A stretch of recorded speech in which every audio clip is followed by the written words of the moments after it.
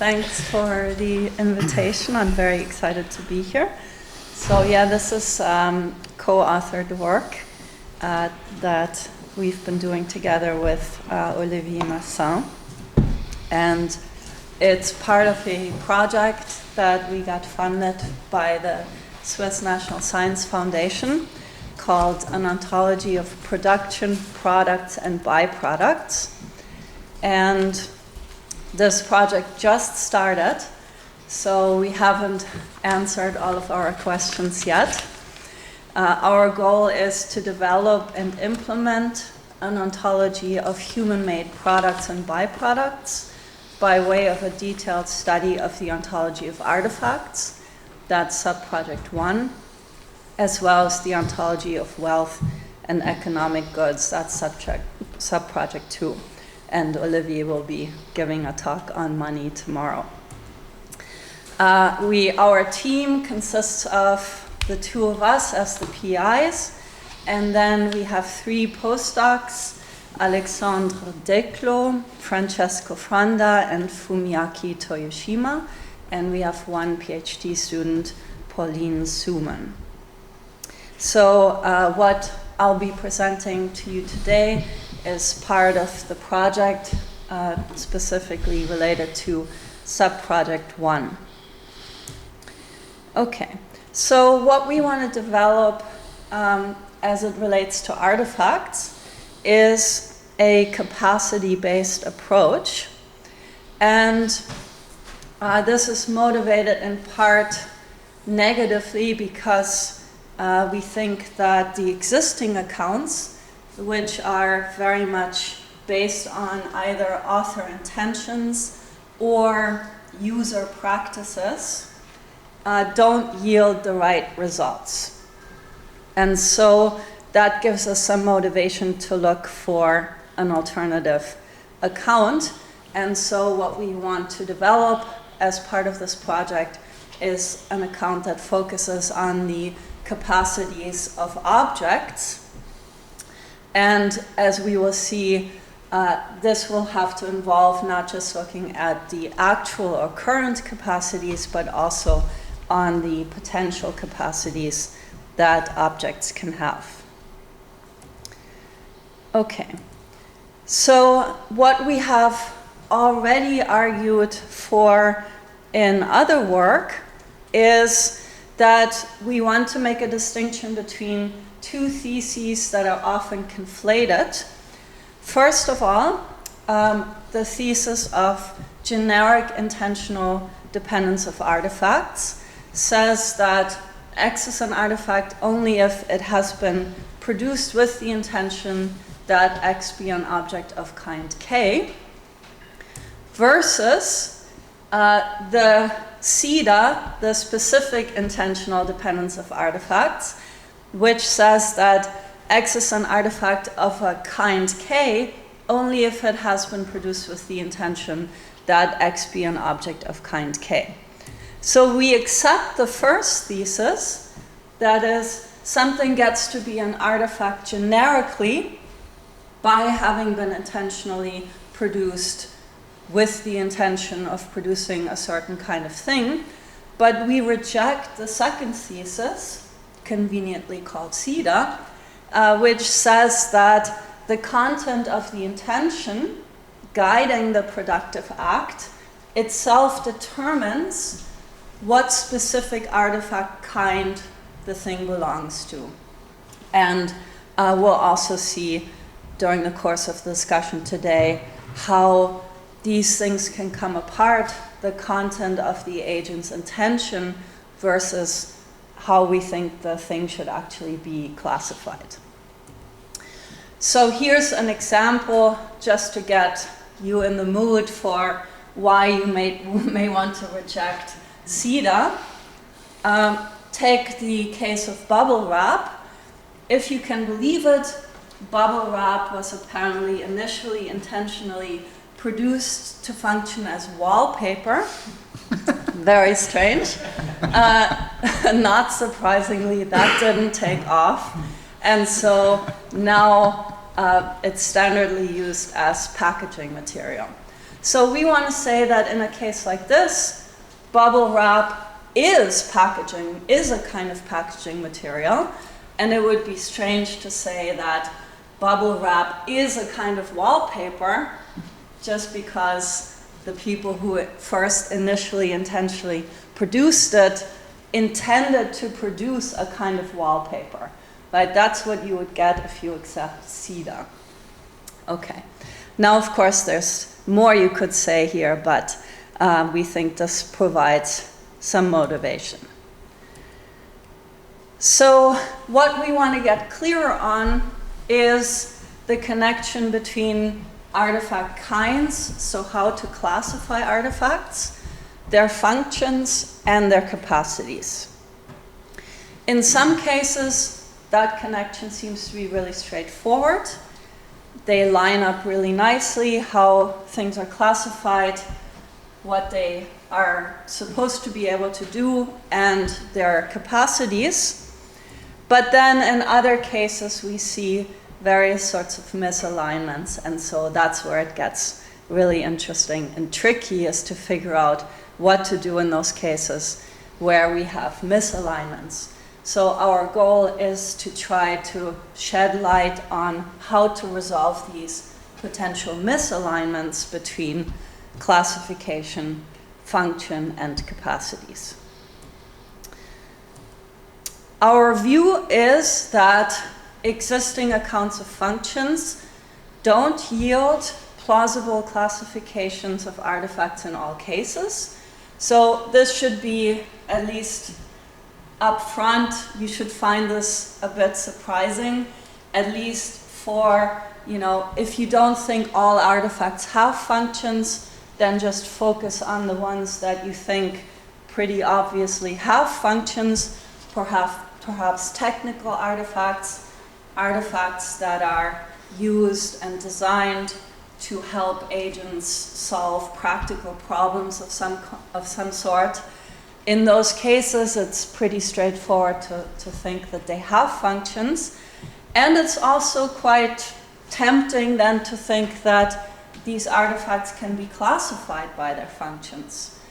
So perhaps you think that technical artifacts have a certain kind of function, namely to help agents solve practical problems. Perhaps there's other cases where we also think that artifacts have functions, but they don't have technical functions. Perhaps in the social domain, you might think that artworks have functions as well, although that's, of course, more controversial. If they do, the functions of artworks isn't plausibly to help agents solve practical problems. It's rather perhaps something like eliciting an aesthetic experience or something of that sort. So that suggests a very nice picture of individuating artifacts into kinds based on their functions. Okay, so because we don't think existing accounts of functions yield plausible classifications in all cases, we then have to replace this with another story, and this is where we're going to be leaning on the idea that they should be classified in terms of their capacities. Okay, so let's start with a bunch of scenarios so you can see how these various aspects can come apart. Now, this is the easy case, the well-functioning can opener. So here we have a case where the classification into kind, the function, and the capacity seem to line up very straightforwardly. The well-functioning can opener very plausibly belongs to the kind can opener. Its function is to open cans, and it actually has the corresponding capacity to open cans. Okay, so that's what we'll call the non-defective case, where they all line up very nicely. Now, there's various ways in which things can go awry. One is by considering a broken can opener. So here you have arguably a misalignment between what kind of thing it is. If you still think that a broken can opener is a can opener, then we have a misalignment between what it is supposed to be able to do, namely to open cans, and what it can actually do. Because here, being able to open cans, at least in its current state, without being repaired or otherwise modified, is not among its current capacities. So that's one kind of scenario where these things can come apart. Another scenario is when we think about function on the one hand versus accidental uses. A bottle arguably can be used accidentally as a weapon. Now, it nevertheless seems quite plausible to think that even if I use this to throw, that it nevertheless belongs to the kind bottle and not to the kind weapon. So there's at least a case to be made that even if we accidentally use the bottle as a weapon, it nevertheless still continues to have the kind associated function of serving as a container for liquid for human consumption, rather than serving as a projectile to hurt people.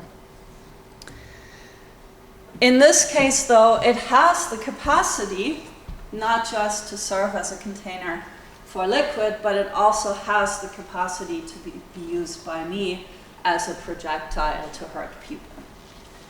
Okay, so that's another kind of way in which these three things, the classification into kinds, function, and capacities, can come apart. Scenario 4, this is a category we've already talked about in another paper, that we've used the label faith-based artifacts, and it includes a whole bunch of types of things that seem to have these same characteristics. Here the example is a so-called anti-radiation patch, which you're supposed to be able to put on your phone, and it is said to protect you from phone radiation. So what we call a faith-based artifact is an item that is intended and believed to perform a certain function, in this case to protect its users from phone radiation, but it doesn't in fact perform this function. So this includes amulets, voodoo dolls, perpetual motion machines.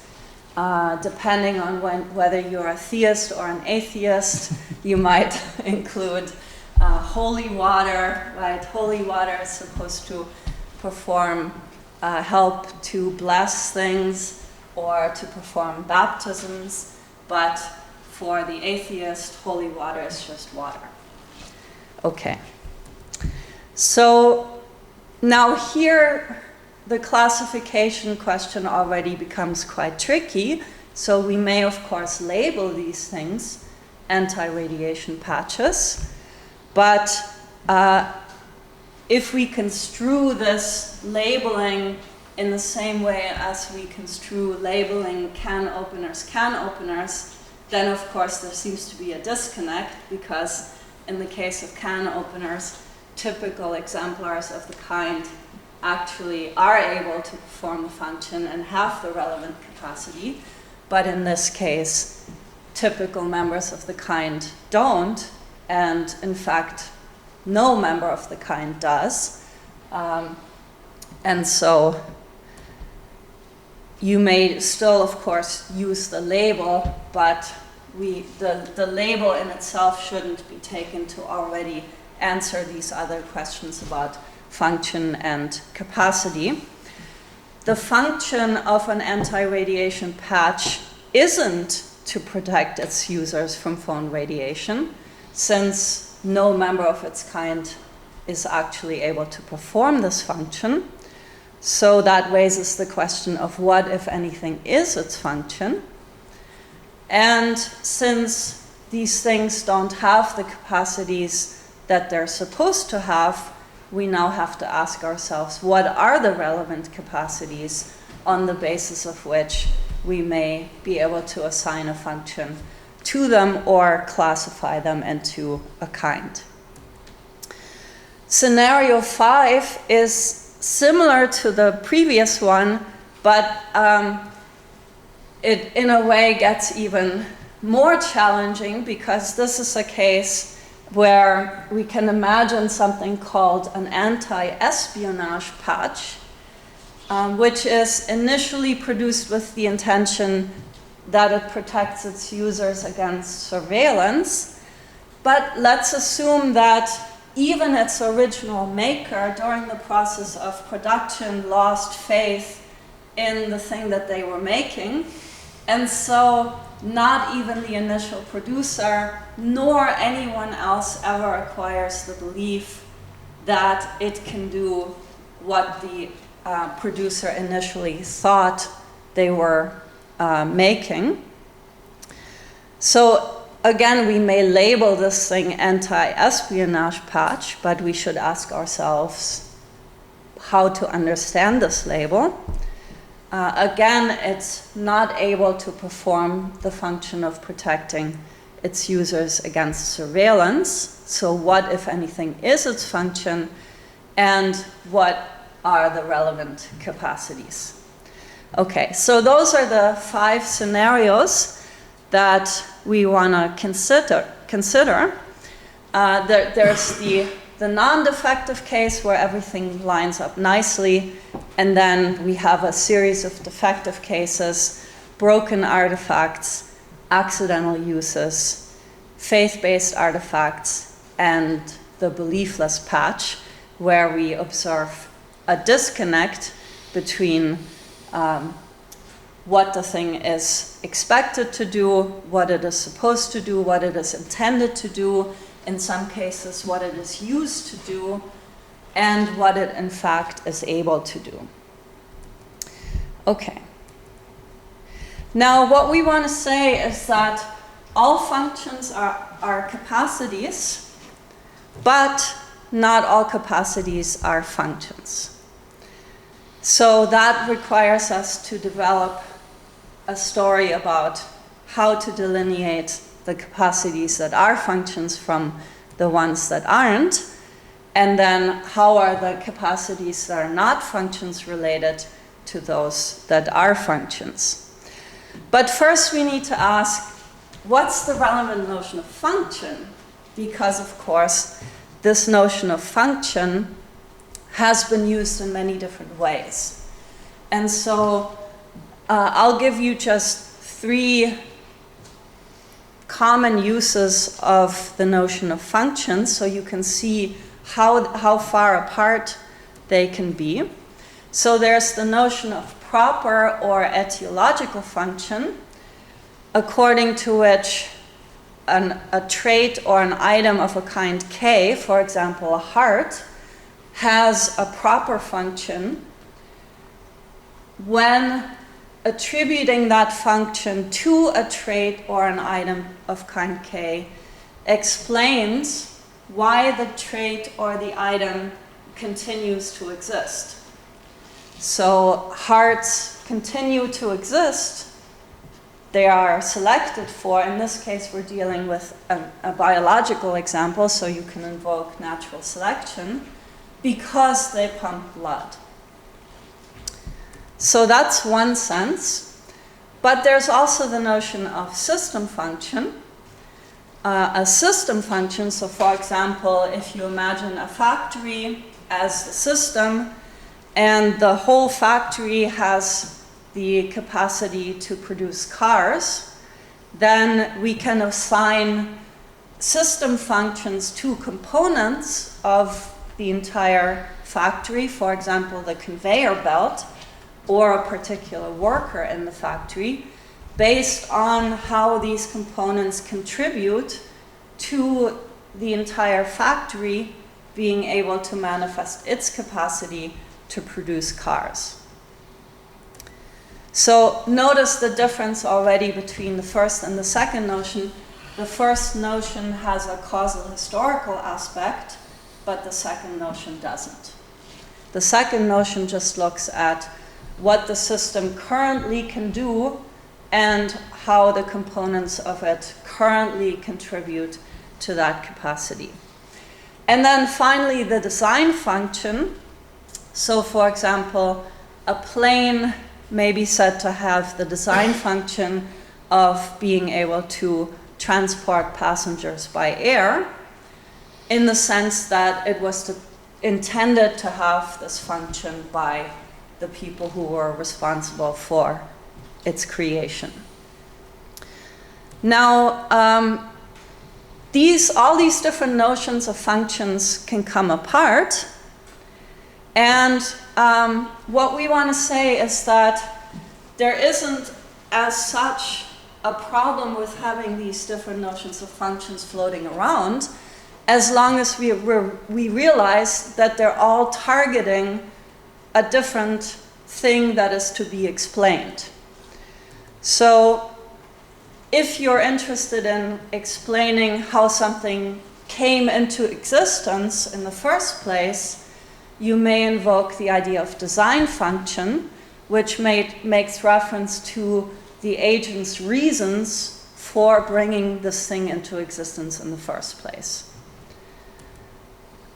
So the first notion deals with why was anyone interested in creating this thing to begin with? The second notion explains why it continues to exist.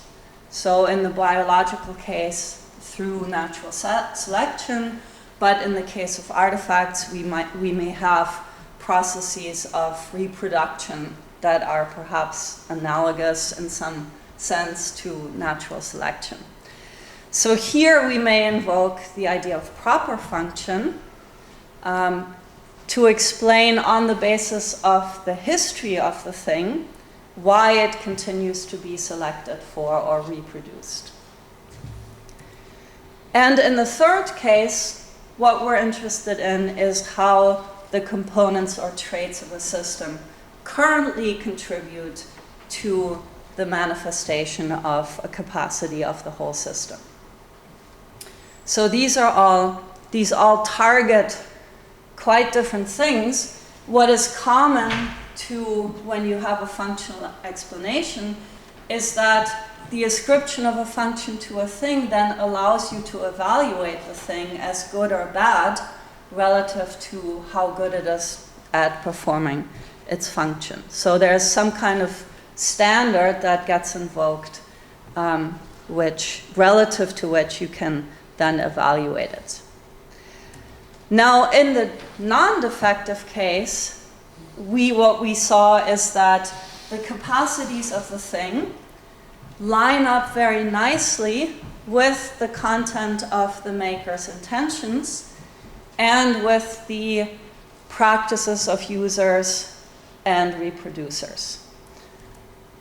But in the defective cases, we see a mismatch between the current capacities that an artifact has in virtue of its intrinsic physical structure and what is expected of it. So what the agents who initially produced it or who used it or who continue to reproduce it think it can do or would like it to do, which in many cases doesn't match the reality of what it can do.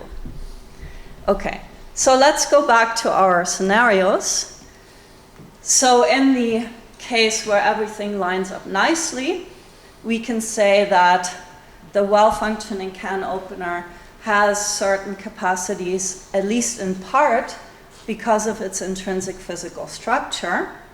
So the types of material components it's composed of: a handle, a rotating cutting wheel, a counter-rotating serrated wheel, and so on. These parts are made of metal, and the manner in which these parts are arranged. So you can see the hylomorphism is sneaking in here. Now the intrinsic capacities that it has give rise to a series of extrinsic capacities, including ones that were agents, their cognitive capacities, their skills, their desires, their goals, and so forth come into play. In the second scenario, the broken can opener, we want to rely on a distinction that has been made by Barbara Vetter in her book Potentiality from Dispositions to Modality, between potentialities that are non-iterated and potentialities that are iterated.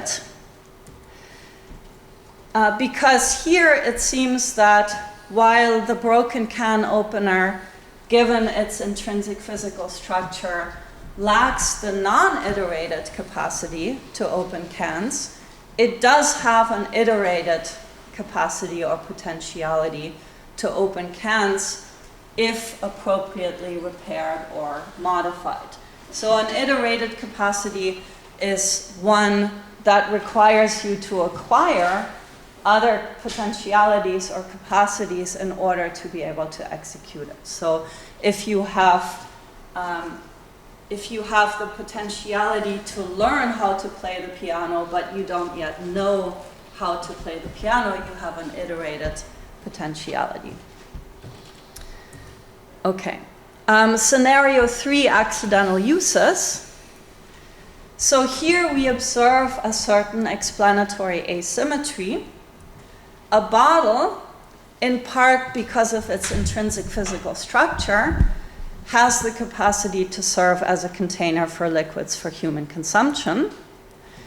The fact that the bottle is hollow on the inside and, for example, can be closed with a lid is explanatorily relevant to why it can serve as a container for liquids for human consumption.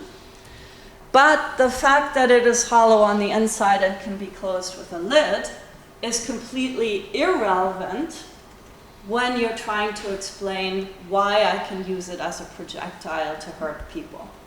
In fact, it might be much better if it wasn't hollow on the inside. It might make for a better projectile. Okay? So there's an explanatory asymmetry here between the capacities that the thing has in virtue of its intrinsic physical structure and the accidental uses that we can put it to. In the case of what we're calling faith-based artifacts, we also notice that the intrinsic physical structure is irrelevant to explaining why the thing continues to be made and used, because in this case people are just wrong about what they think the thing is able to do. So here we've introduced this idea of placebo capacities. So the idea here is that to explain why anti-radiation patches continue to be made and used, we can't just refer to the fact that they cannot do what they're supposed to do, because that wouldn't be an explanation for why people continue to buy them and make them and use them. So there's something else going on here, which is that agents who buy them and use them have the desire to be protected from phone radiation, and they believe that the thing is able to do that. So that combination is what we're calling subjective desire satisfaction. And that gives rise to a kind of placebo effect, where people who genuinely believe and want to be protected from phone radiation feel a kind of satisfaction or relief from buying and using these things based on their mistaken belief that they can do this and their desire to be protected from phone radiation. So that explains why these things continue to be in circulation. Okay, in the case of beliefless patches though, that doesn't work because we've assumed by hypothesis that no one actually acquires the belief that these things are able to protect people from surveillance, even if they may desire to be protected from surveillance, but no one actually acquires the belief that it does. So presumably in this case, you're not going to have a practice, right? So that's one of the differences between the anti-radiation patch and this case, is in the anti-radiation patch case, one of the things we have to explain is why is there this practice of use and reproduction despite the false belief, when in this case, presumably the thing will just stop in its tracks, if its initial producer genuinely believes that it can do what they thought it could do to begin with, then no practice of use and reproduction will develop, and so that doesn't need to be explained. Okay, so here there's really not much else to refer to besides the intrinsic physical capacities. Okay, so let's see where we are at this point. So we've given you 5 scenarios. The non-defective case, where everything lines up nicely, and then 4 scenarios where functions, kinds, and capacities can come apart. And we've introduced 3 different notions of function: design function, proper function, and system function.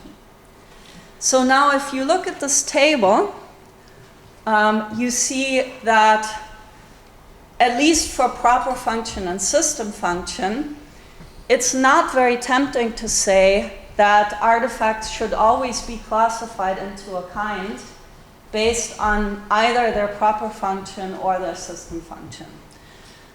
Because in some cases, we just don't have the right kind of notion. So in the case of a broken can opener, it doesn't, in its current state, actually open cans. We can assume that it's been broken from the very beginning, so there is no history of it ever having been able to do what it was intended to do. And so we can't appeal to its history, we can't appeal to the fact that it currently is able to contribute this capacity because it's broken. In the case of the anti-radiation patch, the system function of protection from phone radiation, since it doesn't actually do what it's supposed to do, we can't say that the components of the system contribute to the system's ability to protect their users from phone radiation. So here we introduce the idea of placebo capacity. So what we want to, our assessment of the situation is that we cannot in general classify artifacts by appeal to either their proper functions or their system functions. Perhaps looking back at the table, you're most tempted to classify them by way of their design functions. But here we want to remind you that we shouldn't do this because design functions don't always correspond to capacities had by the artifact. They can't explain why certain cases are defective and other cases are non-defective. They can't explain what's defective about the defective cases, because in all of those cases you have the agent's intention to produce a certain kind of thing. In some cases, the thing can actually do what the agent intended it to do, but in other cases it can't. Sometimes you have a practice of use and reproduction that springs up around. In some cases you don't. If all you have to appeal to is the content of the maker's intention, you're not going to be able to draw these distinctions. And in particular, design functions don't explain why defective artifacts continue to be used and reproduced, right? We think that design functions tell us more about agents than they tell us about their products, the artifacts that they produce. So instead, we want to appeal to various sorts of capacities here, and we've mentioned some of them already in this talk. So in the first case, we don't have to worry about anything. In the second case, we want to appeal to the distinction between iterated and non-iterated potentialities. In the accidental use case, we think that what's ultimately going to be required here is to draw a distinction between essential capacities on the one hand, that the thing has at least in part because of its physical structure, and accidental capacities on the other hand. So that's not something we have talked about today. In the anti-radiation patch, we're going to invoke placebo's capacities, and in the anti-espionage patch case, as far as we can see, there's really little more that we can appeal to here besides the intrinsic physical capacities. Okay, so that's roughly our picture. Now, there's a number of things that need to be developed further. So for one thing, as I've mentioned, the distinction between accidental capacities and essential capacities is something that we need to work out further, in part because if you just look at capacities, there's of course the danger that you're going to get far too many functions, far too many kinds, right? So there has to be some systematic way of constraining which capacities are going to be relevant to classifying the artifact in question and which aren't. So we've shown you how we think in some of these cases the story is going to go, but of course there's still a lot more work to be done. Thank you very much. Thank you, Kathrin.